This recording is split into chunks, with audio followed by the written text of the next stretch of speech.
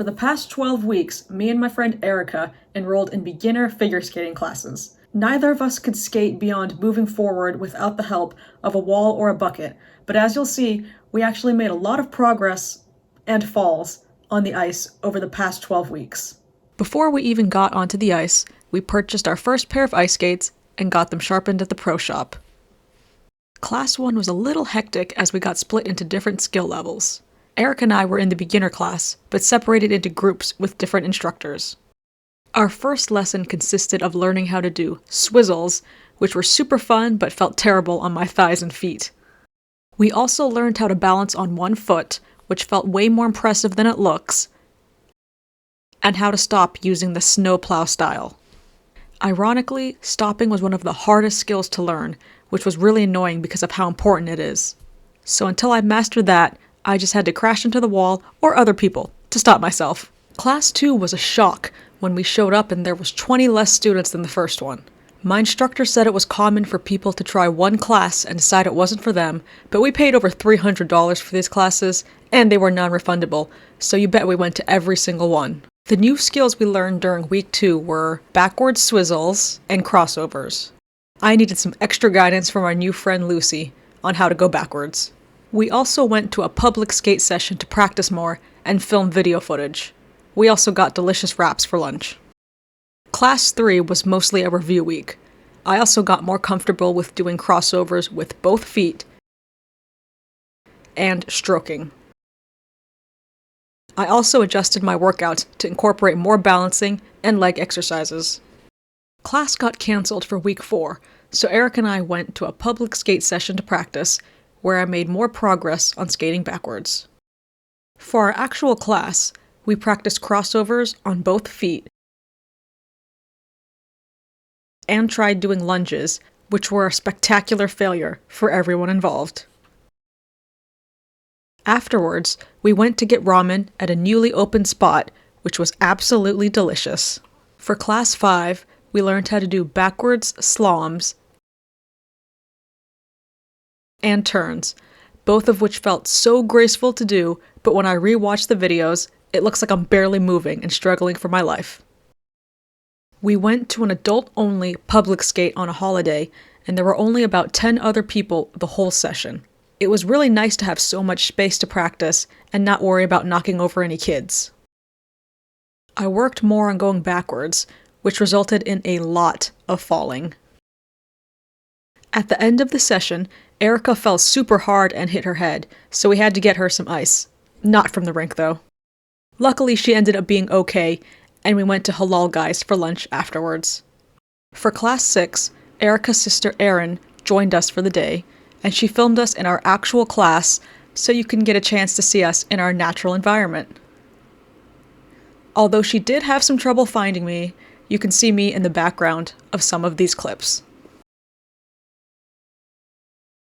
The new skills we learned were 1-foot glides with our foot out in front and power pulls.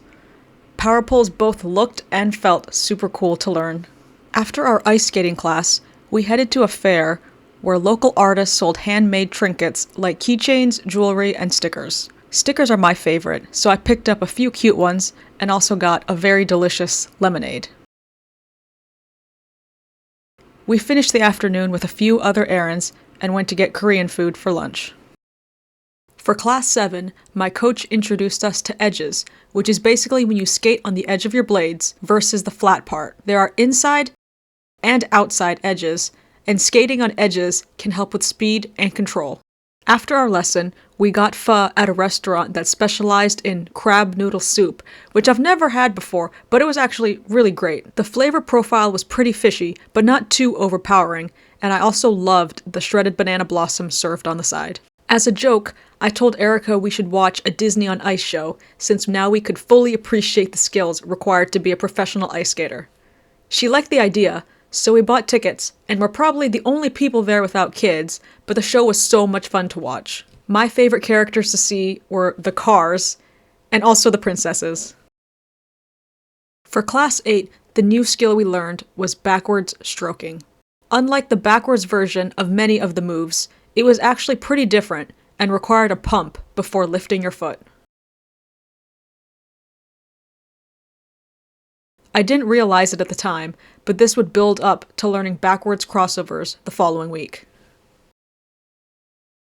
For Class 9, we started learning backwards crossovers, which are pretty similar to the forward version, except you're just moving backwards. We did some shopping after our lesson, including lunch at my favorite fish and chips place, and I also picked up an awesome new pair of running shoes that cost almost twice as much as my ice skates. Now that we're in Class 10, a lot of what we did was just reviewing and building on the skills we learned from the beginning. One of the other classes was missing their instructor, so they combined with our class, but it went okay because we had a little extra room to work with, even with more people. My biggest gripe with these classes is that there isn't enough rink space for everyone, especially since the advanced class needs a lot of space for their jumps and spins, so all the beginners get lumped into the corner.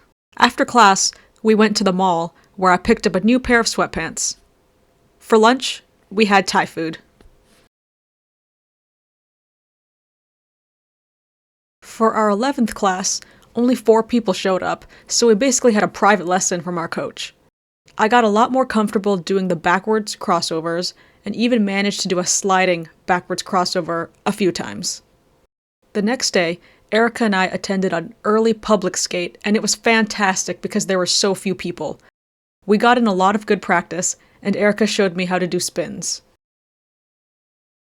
I was too scared to do more than 2 rotations, and ended up getting pretty dizzy after a few attempts. Last class!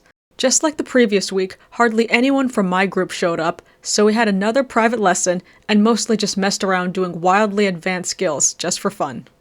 Some of these included spins, spirals, and arabesques. Afterwards, we visited a Barnes & Noble and got hot pot for lunch.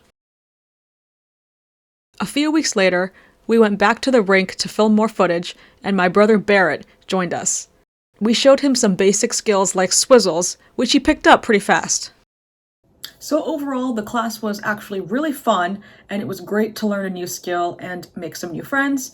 However, the teacher-to-student ratio was not great, and it was difficult to fully practice and focus on the skills we were learning when I was so busy trying not to hit anyone or fall on anyone during the classes because we were all so bunched up.